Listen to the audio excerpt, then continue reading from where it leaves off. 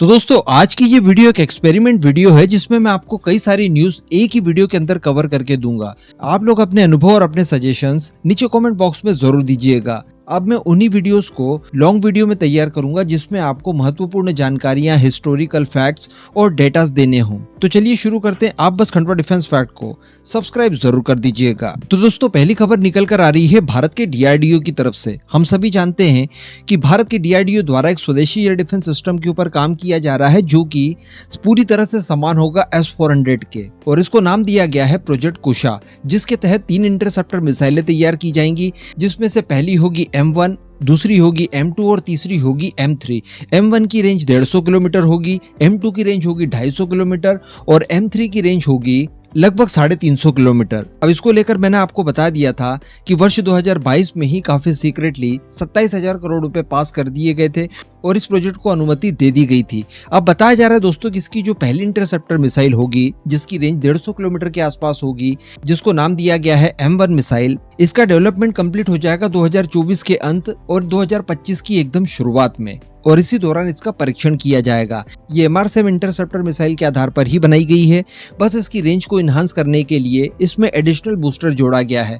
MR7 की range 70 kilometre, इसकी 150 kilometre, इस वजह से बूस्टर लगाकर अतिरिक्त रेंज को हासिल किया गया है। बताया जा रहा है कि शुरुआत में ही तकरीबन 1 डजन मिसाइलों का निर्माण किया जाएगा और इनसे इसके डेवलपमेंट परीक्षण किए जाएंगे।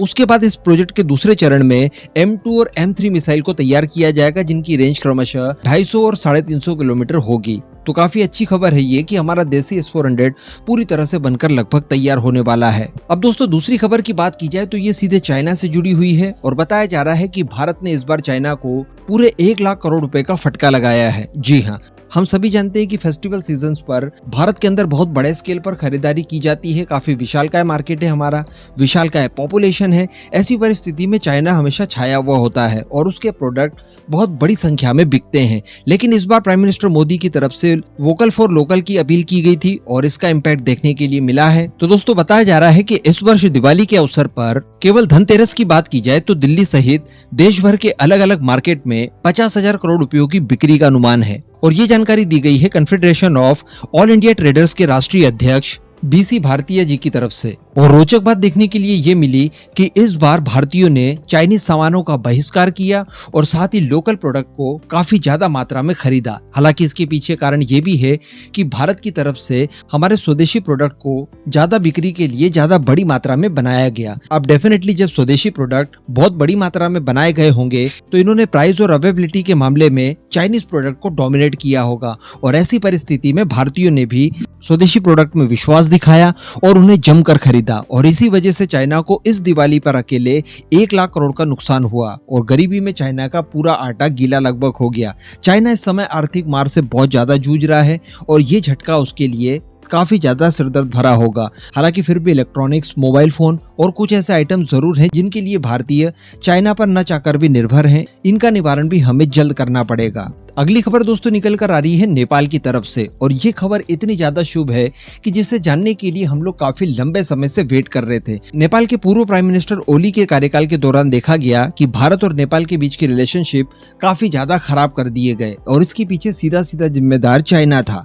लेकिन अब नेपाल के अंदर एक नई गवर्नमेंट है और इस समय वहाँ के प्राइम मिनिस्टर है प्रचंड, जो कि भारत के लिए अच्छे साबित हो रहे हैं। न केवल अर्थक्वेक और दूसरे क्राइसिस के दौरान भारत के द्वारा जो बड़ी मदद की जा रही है नेपाल को, इसके पॉजिटिव इम्पैक्ट देखने के लिए मिले हैं और काफी लंबे समय के बाद देखा गया है कि चाइना और नेपाल के बीच में सब कुछ सामान्य नहीं है। चाइना की तरफ से जो नेपाल को कर्ज के जाल में फंसाने की कोशिश की गई, अगला पाकिस्तान और श्रीलंका जो बनाने की कोशिशें लगातार की जा रही थी, इन सारी चीजों को नेपाल समझ गया है और सही समय पर उसने चाइना के खिलाफ एक्शन लिया है। इसके परिणाम स्वरूप देखने के लिए मिला है कि चाइना की टिकटॉक ऐप को नेपाल के अंदर भी भारत की तरह बैन कर दिया गया है। हालांकि ये बैन कब से लागू होगा इसको लेकर अभी कोई भी डेट वगैरह जारी नहीं की गई है, लेकिन चाइना के खिलाफ इतनी बड़ी कार्रवाई जो कि इस समय पश्चिमी देश और अमेरिका भी करने से सोच रहे हैं, वो नेपाल द्वारा कर देना काफी बड़ा साइन होगा भारत के पॉइंट ऑफ व्यू से। अभी जो इनिशियली कारण बताए जा रहे हैं टिकटॉक बैन को लेकर, इसमें बताया ये गया है कि पिछले 3-4 सालों के अंदर साइबर क्राइम बहुत ज्यादा बढ़ गया था नेपाल के अंदर और 1648 मामले इस दौरान दर्ज किए गए